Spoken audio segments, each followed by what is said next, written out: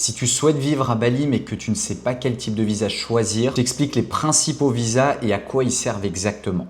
Alors la première catégorie, c'est ce que j'appelle un peu les visas touristes. Donc tu as le VOA, c'est le visa classique quand tu es touriste que tu peux prendre directement à l'aéroport. Tu as le visa C1 qui va te permettre de rester jusqu'à 6 mois, donc tous les 2 mois tu dois le renouveler. Et enfin tu as le visa D1 qui est un peu l'équivalent du DTV en Thaïlande, qui est un visa qui te permet de rester pas mal de temps, mais tu dois tous les 180 jours sortir du territoire. Donc ça, c'est vraiment des visas touristes, puisqu'ils ne te permettent pas d'ouvrir un compte bancaire, ni de basculer résident fiscal indonésien. Si tu souhaites vraiment un visa de résident, il faut partir sur un KITAS. Donc tu as 3 types de KITAS.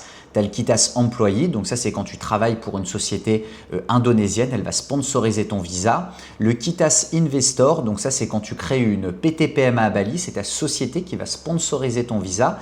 Et enfin le dernier KITAS qui est sorti il y a environ un peu plus d'1 an, qui s'appelle le KITAS E33G ou Remote Worker. Donc ça c'est pour les personnes qui travaillent pour par exemple une société étrangère ou qui par exemple ont une structure à l'étranger. Tu dois prouver que tu as une source de revenus depuis l'étranger qui te permet de vivre depuis Bali et donc là tu as accès au KITAS. Si tu veux être résident et t'installer long terme à Bali, le Saint Graal c'est vraiment le KITAS. D'ailleurs, si tu souhaites recevoir mon guide sur l'expatriation à Bali, commande guide et je te l'envoie gratuitement.